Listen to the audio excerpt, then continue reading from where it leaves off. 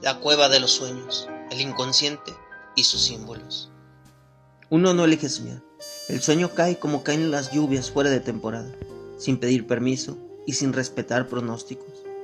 Te acuestas cansado, creyendo que el día ya terminó, y de pronto estás en otro lugar, haciendo cosas que no harías despierto, viendo caras que no invitaste, deseando lo que en vigilia negarías con la boca llena de razones.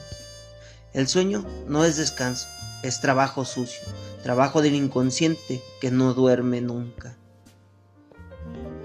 Desde morro nos enseñaron a desconfiar de los sueños. Puras pendejadas, dicen.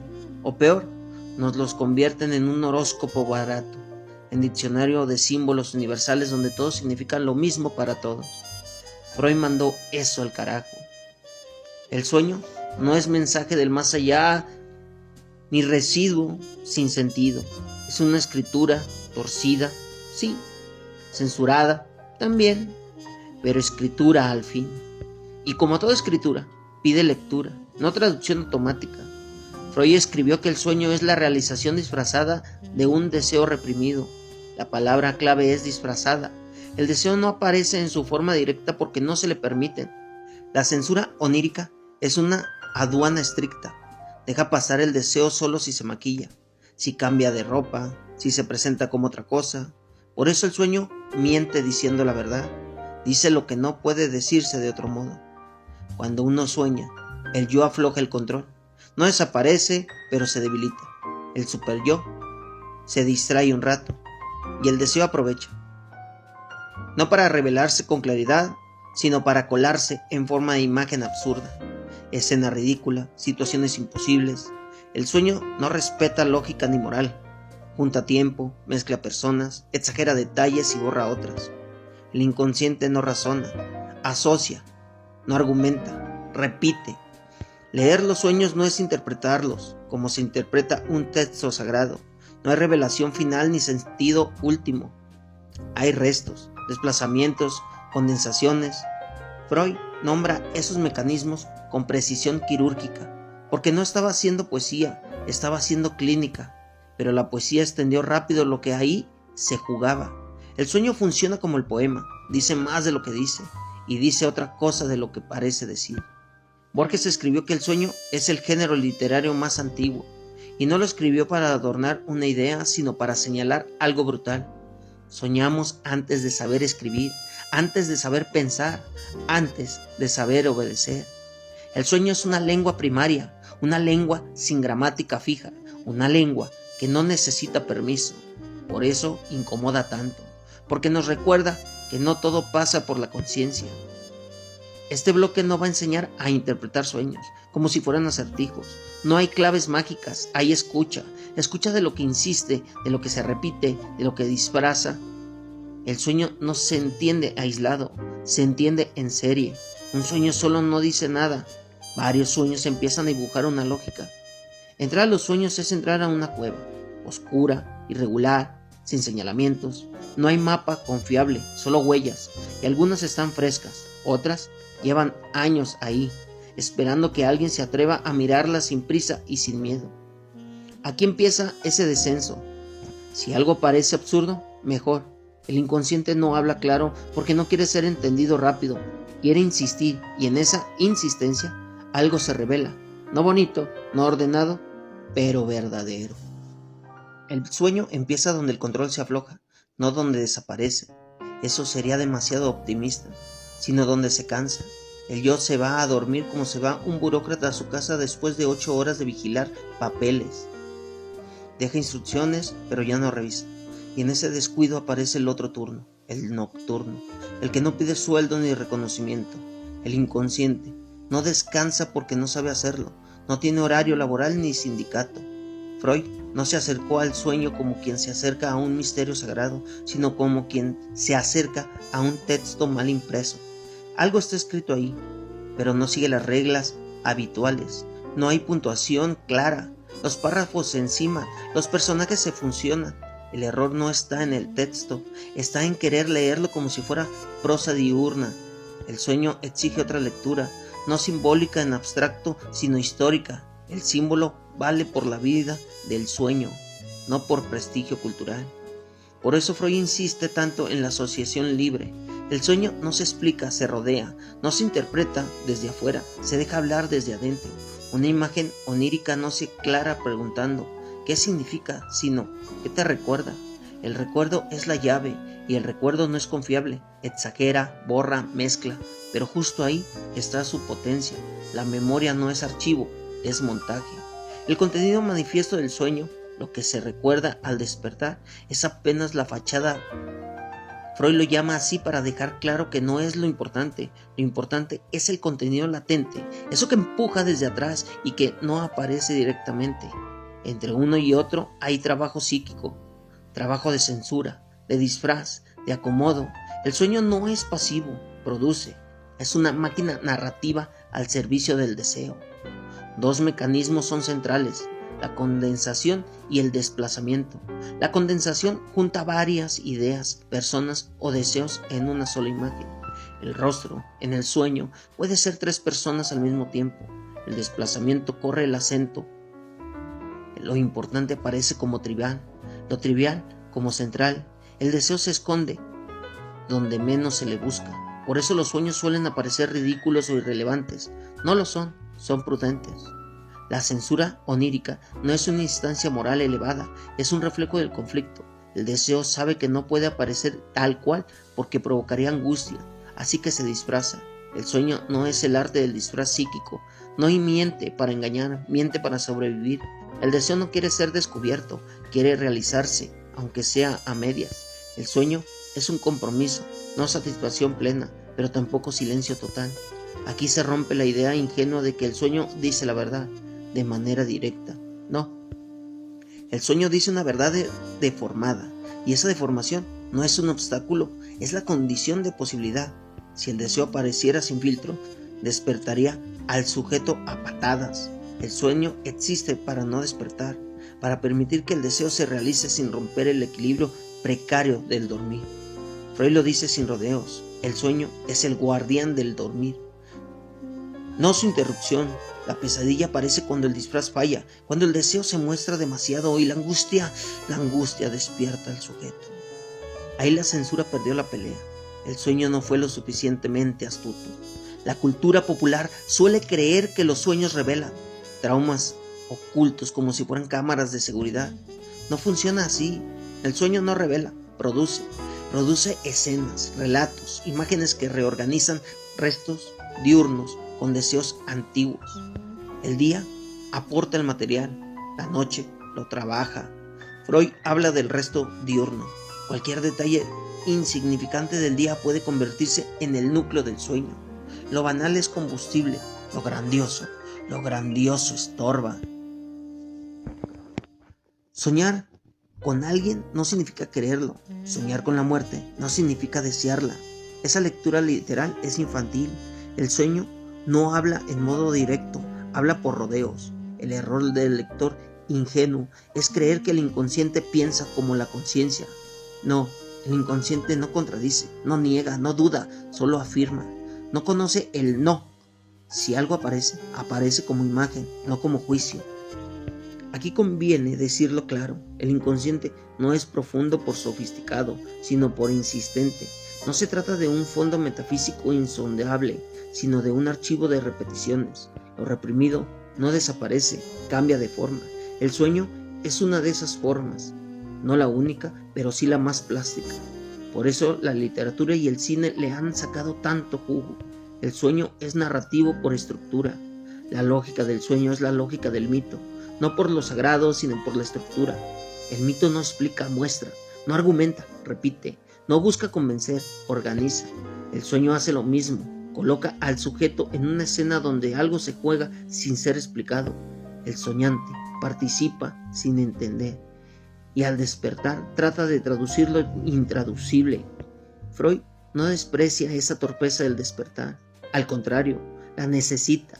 El olvido del sueño es parte del trabajo onírico. Se recuerda mal, se olvida rápido, se fragmenta. El sueño no quiere ser conservado, quiere actuar.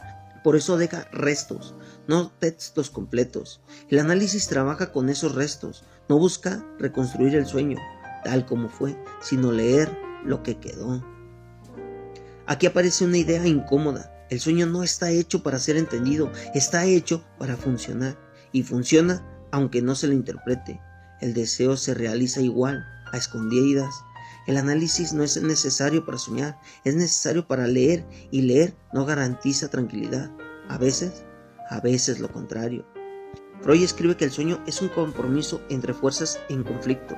No hay victoria total. El deseo gana algo, la censura gana algo, el yo se mantiene dormido. Esa lógica de compromiso atraviesa toda la vida psíquica. No hay actos puros, no hay decisiones limpias, hay arreglos, y los arreglos siempre dejan residuos. La moral suele entrar aquí como policía de símbolos. ¿Soñar con sexo es pecado? ¿Soñar con violencia es malo? Freud barre con eso. El sueño no es moral ni inmoral, es amoral. No responde a condiciones sociales, responde a la economía del deseo. Juzgar el sueño es no entenderlo. El sueño no pide absolución ni castigo, pide lectura. La interpretación freudiana no es autoritaria, no impone sentidos, propone hipnosis que se verifican por sus efectos. Si una interpretación produce asociación, movimiento, palabra, va por buen camino. Si cierra, si tranquiliza demasiado rápido, probablemente falló. El inconsciente no se calma con explicaciones bonitas. Se calma cuando algo de su insistencia encuentra otra vía. El sueño no es una ventana al pasado puro, es una reestructura constante. La infancia aparece en los sueños no como recuerdo infiel, sino como estructura. El niño soñando no es el niño histórico, es el niño actual del deseo. Por eso los sueños no envejecen. Un hombre de 40 años puede soñar con escenas infantiles que no tienen nada de nostalgia, no son recuerdos, son presente. Aquí se entiende por qué el Freud desconfiaba de las interpretaciones simbólicas universales. El símbolo no tiene valor en sí mismo, vale por su inserción en una cadena asociativa. Un cuchillo no es lo mismo para quien cocina que para quien fue amenazado con uno. El sueño no es democrático, es singular, radicalmente singular. La cultura contemporánea quiere convertir el sueño en contenido, libros, aplicaciones, tutoriales, todo listo para consumo rápido. El sueño no se deja domesticar así, no produce sentido a demanda, produce cuando quiere, como quiere, y cuando se lo fuerza, se vuelve estereotipo. Soñar no nos hace especiales, nos hace humanos, y humanos divididos. El sueño no es un don, es una función incómoda que nos recuerda cada noche que no somos dueños de lo que deseamos ni de lo que pensamos. El inconsciente no duerme, y cuando el cuerpo descansa, él aprovecha para hablar más fuerte. Ese bloque no va a romantizar el sueño ni a convertirlo en oráculo, va a insistir en su carácter de trabajo psíquico, sin aplausos, trabajo nocturno, sin sindicato. El sueño no busca iluminación, busca realización parcial del deseo, y esa parcialidad es suficiente para que el sistema siga funcionando. Entrar a la cueva de los sueños no garantiza salida heroica, garantiza desorientación. Pero la desorientación a veces es el primer gesto honesto del pensamiento, porque solo al que acepta no entender y de inmediato empieza realmente a leer. Si el sueño fuera solo una película rara proyectada por la noche, bastaría con apagar la luz y ya. Pero no, el sueño insiste, porque no es entretenimiento, es economía. El aparato psíquico administra energía, tensiones, deseos, y el sueño es una de sus formas más eficaces de ahora. Freud no habla de símbolos por amor a lo misterioso, sino por una razón seca. El símbolo gasta menos energía que la acción. Soñar es más barato que hacer, y aún así satisface algo. Por eso el sueño no es un lujo del inconsciente, es una necesidad. Cuando el deseo no encuentra salida diurna, se infiltra de noche. No porque la noche sea mágica, sino porque el control afloja. El inconsciente no espera permiso, espera oportunidad, y el dormir es esa oportunidad mínima donde la vigilancia baja la guardia. Aquí aparece una diferencia clave que suele perderse. El sueño no expresa el deseo de tal cual, expresa su compromiso con la censura. El deseo puro no es representable, no porque sea profundo, sino porque sería insoportable. El sueño es la versión negociada, una escena donde el deseo se cumple sin asumirse como propio. No fui yo, fue el sueño. Esa coartada es fundamental. El inconsciente es cobarde y astuto a la vez.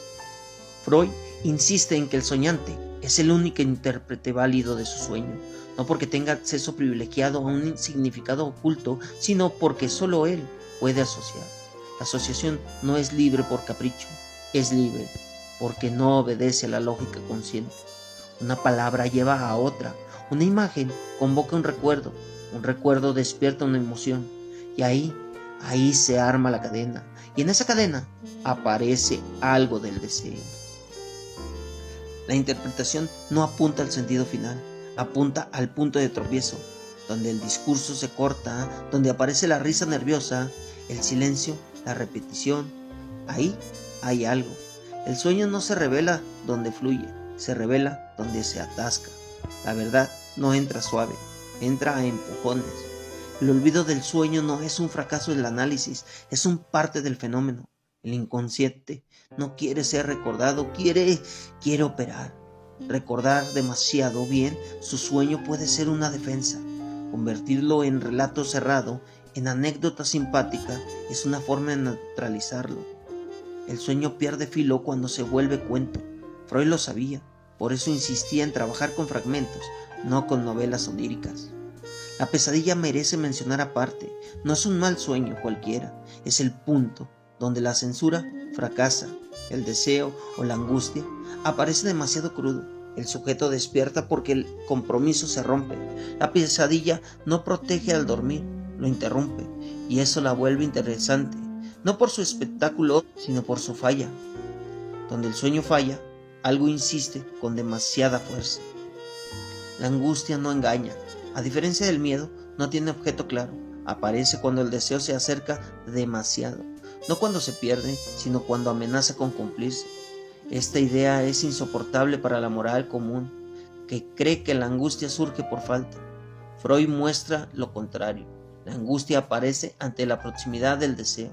No queremos lo que decimos querer, queremos otra cosa. Y cuando esa otra cosa asoma, el cuerpo protesta. El sueño trabaja con imágenes porque la imagen permite ambigüedad. Una palabra fija, una imagen flota. La imagen tolera contradicciones, por eso el inconsciente prefiere lo visual, lo escénico. El sueño es teatro barato. Cambios de escenas bruscos, personajes que entran sin aviso, diálogos absurdos. Pero ese teatro no busca verosimilitud, busca efecto, y el efecto es la descarga parcial de la atención. Freud no era ingenuo respecto a la cultura visual. Sabía que el sueño se alimenta de imágenes disponibles, mitos, relatos, escenas cotidianas. El inconsciente no crea de la nada, recicla, usa lo que hay a mano. Por eso los sueños cambian con la época. No soñamos lo mismo que soñaban hace 100 años. Cambian los decorados, no la lógica. El deseo sigue disfrazándose, solo que con otros vestuarios. Aquí la literatura vuelve a aparecer como archivo privilegiado del sueño. No porque los escritores sueñen mejor, sino porque saben escribir como se sueña. Kafka no explica, expone. Sus escenas funcionan como sueños absurdas, angustiantes, precisas. No necesitan interpretación para producir efecto. El lector siente antes de entender, y ese sentir es ya una lectura inconsciente. Borges, que desconfiaba de la psicología, pero no del tiempo, escribió que soñar es una costumbre universal y solitaria. Universal porque todos soñamos, solitaria porque nadie puede soñar por otro. Freud estaría de acuerdo. El sueño no se comparte, se cuenta, sí, pero se cuenta mal. Y ese mal contar es parte de su estructura. El sueño no se deja capturar completo porque no fue hecho para ser poseído. La idea de que el sueño revela la verdad debe leerse con cuidado. ¿Revela? Sí, pero no aclara. Revela como revela un síntoma, mostrando algo sin explicarlo. La verdad freudiana no es claridad, es insistencia. No ilumina, señala, y a veces señala hacia donde no queremos mirar. El trabajo del sueño no se limita a la noche. Los lapsus, los chistes, los actos fallidos funcionan con la misma lógica. Son sueños diurnos mal disimulados, pequeñas fisuras en el discurso consciente donde el deseo se asoma. Freud los estudia con el mismo rigor porque responden a la misma economía. El inconsciente no respeta y no respeta horarios. La cultura del rendimiento quiere eliminar estos restos. Todo debe ser productivo, claro, eficiente. El sueño estorba, no produce nada medible, no genera capital, pero sin él el aparato psíquico colapsa. El sujeto moderno duerme mal porque vive mal y sueña peor porque no quiere escuchar. El insomnio no es solo un problema fisiológico, es una defensa. Dormir implica soltar y soltar da miedo. Freud no idealiza el dormir, lo piensa como funciona y toda función puede fallar. Cuando falla aparecen síntomas, insomnios, sueños repetitivos, pesadillas crónicas. No son mensajes divinos ni castigos morales, son señales de que el compromiso no está funcionando, el deseo no encontró vía suficiente. Interpretar un sueño no es descifrar un código secreto, es acompañar un recorrido, escuchar sin prisa, dejar que la palabra se enrede, no forzar sentidos. El análisis no traduce, escucha, y en esa escucha, el soñante se escucha a sí mismo. El inconsciente no se revela por revelación, sino por repetición. El sueño no busca completud, busca alivio parcial. Por eso se repite, por eso nunca satisface del todo. El deseo no se agota, y eso, lejos de ser una tragedia, es lo que mantiene al sujeto en movimiento. Si el deseo se cumpliera plenamente, el aparato se apagaría. El sueño protege de eso, mantiene la falta de funcionamiento. Entrar a la cueva de los sueños no es un viaje espiritual, es un trabajo lento, ingrato, a veces aburrido. Freud no prometió belleza, prometió verdad en acto, y esa verdad no se deja domesticar en frases bonitas. El sueño no nos dice quiénes somos, nos muestra cómo deseamos, y eso es más incómodo, porque el deseo no coincide con la imagen que queremos sostener de nosotros mismos. El sueño rompe esa imagen cada noche, y cada mañana hacemos lo posible por olvidarla. Pero algo queda, un resto, una sensación rara, un fragmento sin sentido. Ahí está el material, no para iluminar la vida, sino para pensarla de otro modo. El sueño no se deja cerrar con broche de oro, no porque sea profundo en un sentido místico, sino porque su función no es concluir, sino insistir. Cada noche vuelve a hacer lo mismo, desarma al orden del día, mezcla restos, disfraza deseos y los deja actuar un rato. El sueño no enseña, no moraliza, no explica, funciona. Y en ese funcionamiento deja huellas que incomodan a la conciencia cuando intentan sentirse dueña de sí. Después de Freud, el sueño deja de ser curiosidad o superstición. Se vuelve texto, un texto mal escrito, lleno de tachaduras, sin puntuación clara, pero texto al fin. Y como todo texto, ¿qué importa? No se lee una vez y se entiende, se relee, se rodea, se malentiende. El error no es un obstáculo, es parte de la lectura. Querer entender el sueño rápido es una forma elegante de no escucharlo. El sueño no habla para agradar, habla para realizar algo del deseo, sin asumirlo. Por eso miente diciendo la verdad, por eso exagera, deforma, ridiculiza. El inconsciente no respeta la imagen que el yo quiere sostener. Le importa poco la coherencia biográfica o la dignidad moral. Le importa la economía del deseo, que algo se mueva, que algo descargue, que algo no explote. La cultura moderna quiere convertir el sueño en mensaje claro o en producto vendible. Freud lo vuelve trabajo incómodo. El sueño no da respuestas, genera preguntas mal formuladas, no ofrece sentido, produce restos, y ese resto es lo único verdaderamente analizable. No lo espectacular, no lo narrable, sino lo que se queda pegado sin explicación. El sueño no revela quién eres, revela cómo estás dividido. Muestra que no hay identidad plena, que el sujeto no coincide consigo mismo. Cada sueño es una pequeña traición del inconsciente al relato que el yo intenta sostener. Y esa tradición no es un error, es la condición misma del pensamiento. Freud no nos enseñó a soñar mejor, nos enseñó a leer peor, en el buen sentido, a desconfiar de la claridad, a sospechar del sentido inmediato, a escuchar lo que no se dice. El sueño no quiere intérpretes brillantes, quiere lectores pacientes, y la paciencia, en una época acelerada, es subversiva. Este bloque no busca domesticar el sueño ni convertirlo en herramienta de crecimiento personal. Busca devolverle su incomodidad, su carácter torcido, su negativa a cerrar, porque ahí, en esa negativa, el sueño sigue vivo.